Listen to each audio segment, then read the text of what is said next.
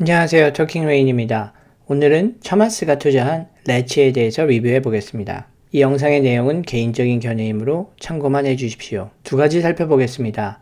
레치 회사 속의 투자 계획. 그럼 바로 시작합니다. 레치는 2014년에 설립된 디지털 도어 락과 아파트 관리 서비스를 제공하는 회사입니다. 스펙 회사 TS 이노베이션 애퀴지션과 합병을 발표했습니다. TS 이노베이션의 티커 심볼은 TSIA이고 나스닥에 상장이 되어 있습니다. 합병 후 티커 심볼은 LTCH가 됩니다. 합병 시기는 Q2 2021년을 예상하고 있습니다. 현재 TSIA의 주식은 나스닥에서 보통주인 TSIA, 유닛인 TSIAU, 그리고 워런트인 TSIAW가 거래가 되고 있습니다. 합병이 완료되면 유닛은 보통주와 워런트로 분리되어서 없어지게 됩니다. TSIA 유닛은 한 주의 보통주와 3분의 1의 워런트를 포함하고 있습니다. 유닛을 거래하실 때는 워런트 비율에 따라서 매수를 하시는 게 워런트를 받는 데 유리합니다.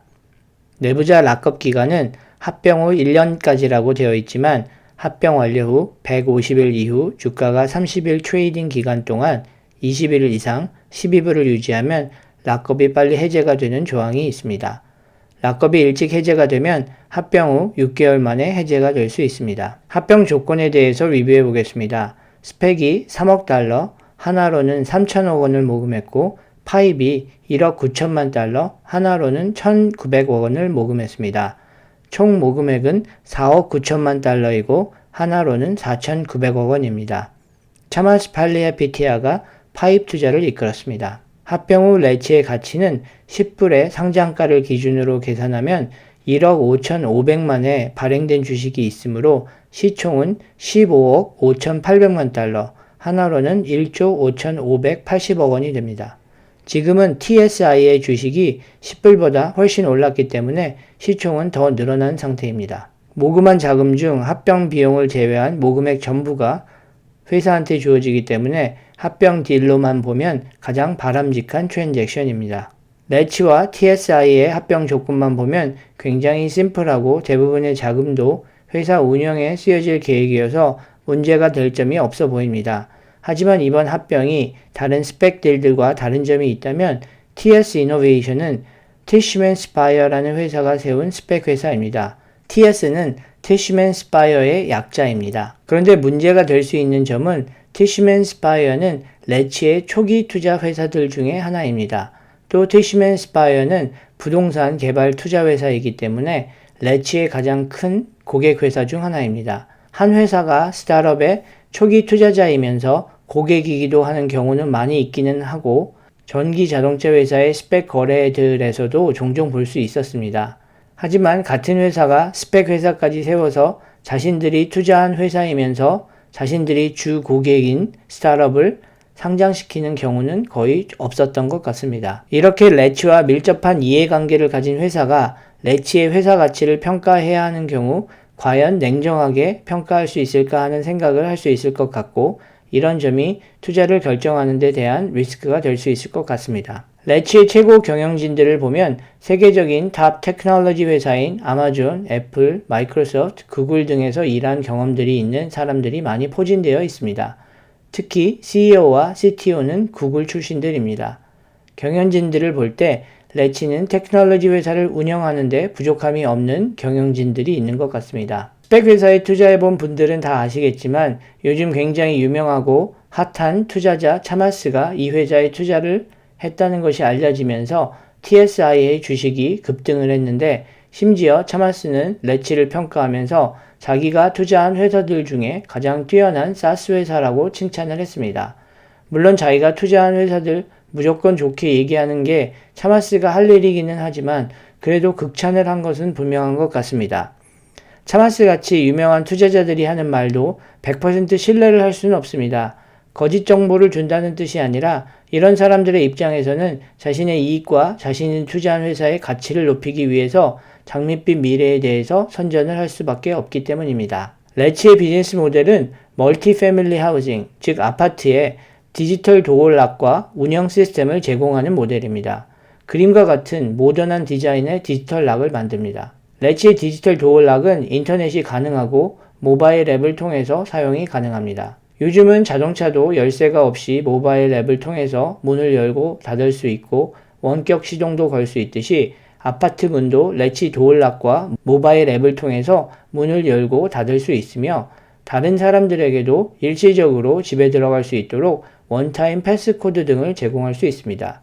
미국에서는 집을 사고 팔 때 부동산 중개인 분들이 집 소유주가 집에 없을 때도 집에 들어와서 바이어들한테 구경을 시켜줄 때가 굉장히 많이 있습니다. 그럴 때 이런 기능을 써서 부동산 중개인 분들한테 일정 시간 동안만 사용할 수 있는 패스코드 등을 전달할 수 있는 겁니다. 또 스마트홈 기능을 통해 원격으로 실내 온도를 설정하는 기능도 가능하고 카메라로 방문객을 확인할 수 있는 인터컴 기능도 제공합니다. 현재는 제공하지 않지만 앞으로는 집에 필요한 부가 서비스인 청소 서비스나 집 보험 그리고 인터넷 서비스 등도 레치 앱을 통해서 제공을 할 계획이라고 합니다.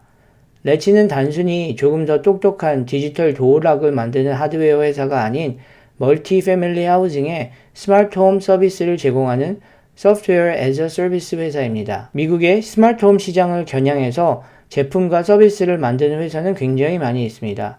그런데 이런 회사들 중에서 하드웨어랑 관리 소프트웨어를 함께 제공하는 회사는 많이 없고 대부분이 하드웨어 회사들이 많아서 제공하는 소프트웨어의 품질이 소비자들의 기대에 많이 못 미치는 경우가 있습니다. 무엇보다도 스마트폰의 가장 큰 문제점은 서비스와 하드웨어를 제공하는 회사들이 너무 많고 여러 회사의 제품을 한 번에 쓸 때 서로 호환성이 없어서 같이 작동을 하지 않는 경우도 있고 회사마다 자기만의 앱들이 있어서 현관문을 열 때는 유니키 앱을 쓰고 오디오를 켜려면 소노스 앱을 쓰고 보일러를 작동시키려면 에코비 앱을 써야 하는 번거로운 일들이 벌어지게 됩니다. 그래서 이런 여러 종류의 서비스와 하드웨어를 관리하는 관리 운영체제의 필요성이 나타나게 되어서 아마존, 구글, 애플 등 빅텍 회사들은 스마트홈 관리 운영체제를 자신들의 스마트 스피커 제품과 소프트웨어를 통해서 통합시키려는 노력을 하고 있는 겁니다. 레치가 궁극적으로는 스마트홈이라는 서비스를 제공하면서도 해결해야 할 문제가 너무 많고 경쟁자들도 많은 개인 주택 시장을 피해서 아파트나 콘도 시장에 집중하는 전략은 굉장히 스마트한 전략이라는 생각이 듭니다. 레치가 추구하는 회사의 비전은 레치의 플랫폼을 통해서 아파트나 콘도 빌딩을 관리할 수 있는 소프트웨어와 그에 필요한 하드웨어를 제공하는 겁니다. 이런 레치의 비전은 티시맨 스파이어가 레치에 투자를 했고 최대 고객이면서 스펙 후원자이기 때문에 더더욱 성공할 수 있는 확률이 높아집니다. 티시맨 스파이어는 세계 최대 수준의 부동산 개발 투자 회사입니다. 현재 57조 원의 자산을 관리하고 있으며 미국만이 아닌 세계 곳곳에 빌딩을 소유, 관리, 투자하는 글로벌 기업입니다. 이미 TS가 소유하고 있는 많은 빌딩들에 레치 도어락이 설치되어 있고 레치 서비스를 통해서 이런 빌딩들이 관리가 되고 있습니다. 레치 서비스는 이미 미국 35개 주 이상에 있는 아파트들에서 쓰여지고 있으며 이들 아파트들 중에는 고급 아파트나 콘도들도 있지만 미국에서 흔히 볼 수 있는 보통 수준의 아파트들에도 레치 서비스가 많이 사용되고 있다고 합니다. 레치의 가장 큰 강점은 아무래도 TS와 같은 든든한 파트너와 투자자의 지원과 더불어 많은 부동산 개발 투자 회사들과의 파트너십인 것 같습니다. 브룩필드나 톨 브라더스와 같은 회사들은 미국 내에서도 이름이 많이 알려진 부동산 개발 회사들입니다.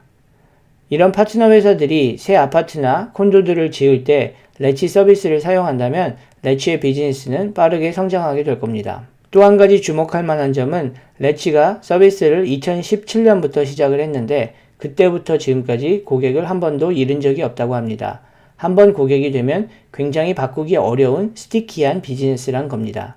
당연하겠지만 일단 아파트 빌딩의 모든 도어락과 빌딩 관리를 레치 서비스가 하게 되면 정말 큰 문제점이 있지 않고 레치가 지속적으로 소프트웨어를 업데이트하고 고객 회사들의 필요에 맞게 서비스를 향상해 간다면 별로 큰 이익이 없고 서비스의 차별화가 분명하지 않은 상태에서 많은 돈을 들여서 레치 서비스를 다른 서비스로 교체할 이유는 없을 것 같습니다. 애플 스토어에서 레치 앱 리뷰를 보면 별점 4.6입니다. 물론 안 좋은 리뷰도 있지만 앱 사용자들은 대부분 만족스러운 것 같습니다. 레치의 매출 구조를 보면 하드웨어와 소프트웨어 매출이 있습니다. 하드웨어는 레치 도어락이고 소프트웨어는 구독 기반의 관리 소프트웨어입니다. 이미 작년부터 소프트웨어 매출이 하드웨어 매출을 넘어서고 있기 때문에 레치는 SaaS 컴퍼니라고 하는 것이 맞을 것 같습니다. 매출을 보면 booked revenue라는 단어를 쓰고 있는데 이 매출은 이미 가계약이 맺어져 있는 상태인 것 같습니다.